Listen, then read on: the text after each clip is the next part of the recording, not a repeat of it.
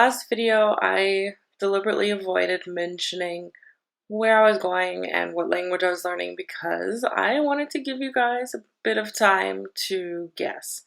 So here it is.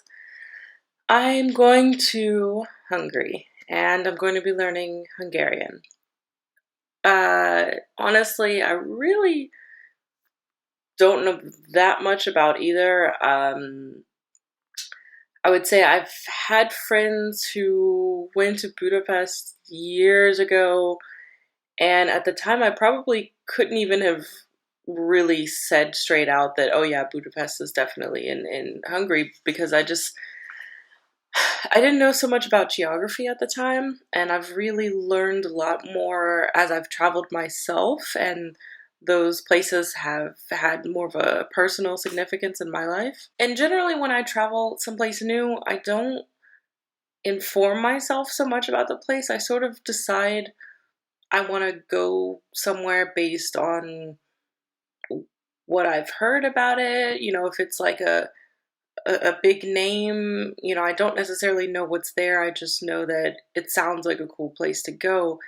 And I discover what's there when I get there and just sort of like do some exploring, or since I'm normally couch surfing and staying with locals, I ask them what I should check out, but I don't really have a set plan when I arrive someplace of what it is I want to see. Honestly, I would even say for the countries I've lived in, I've never really informed myself about the country itself. I was more going there because I decided to learn that language, which is pretty much what's happening with Hungary.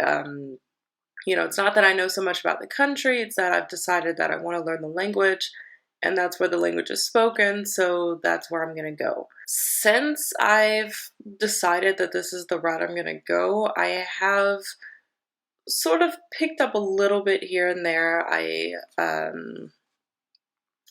know that there's a really large expat community living in Budapest that, they love it there and have decided to make that their home. Honestly, I probably wouldn't have chosen to go there if I wasn't planning on learning the language. Typically, if I am traveling for fun, I like to go someplace warm and sunny where I can go to the beach and swim.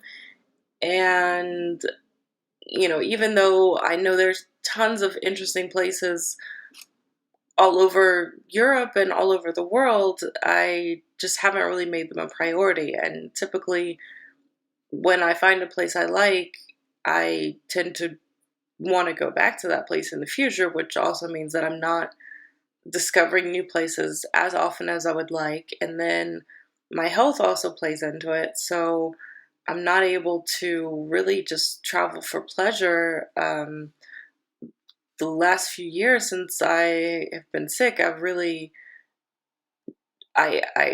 honestly, I travel quite a bit, but it's more because I have to.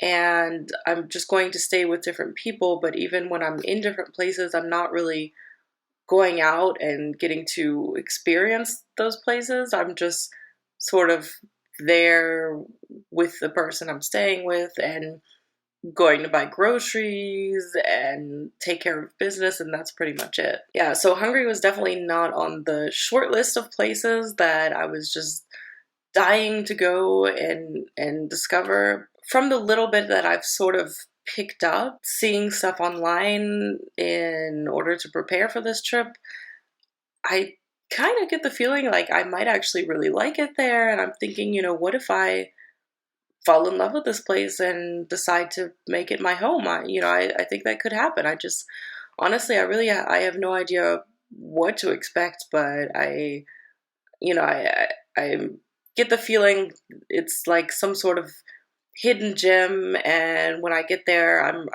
really gonna like it. And I hope that's how things turn out.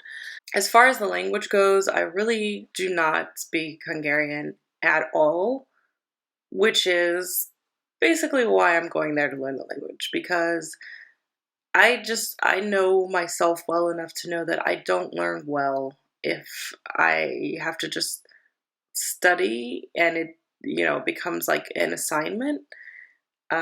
Personally, I do much better if I'm immersed in the culture and I have a class. I get the structure from the class, but I get the immersion, which increases the exposure. And I guess that works better for everyone, but there are people who will learn languages from home and they've never been to the country. Personally, I just feel like if you have the chance to go there, then go there, because trying to learn on your own is a huge waste of time. I mean, it could take you years to learn what you could cover in just a couple months of living there. So, I really don't want to drag this out forever, and typically it takes all the fun out of it, because you don't have the fun experience of living it and, going out and using it in everyday situations. And it just, studying becomes a chore. I would much rather go and spend some time there and learn a lot faster and have those connections, to have the language be a lot more solid, so that it really sticks. Which is exactly what I did with the other languages I know. I just, um, if I had to learn in school, I didn't get very far, and I got sick of learning. But if I just moved there, then I became really good at it. So, yeah, that's what works for me. That's what I'm doing again this time. I did give Duolingo a try last winter, and I wanted to share my progress reports with you guys. But those videos I filmed at the time, I was talking about my experience with Duolingo and learning Hungarian in French or German. So, for the people who do not speak French and German, I would like to ask that those of you watching who do speak French and German, if you want to contribute to subtitles, you can. That would be a huge help. Something that I would love to do myself, but it just takes more energy than I can spare. So if you can help me out there and make these videos more accessible to everyone else, I would really appreciate that. Thank you very much.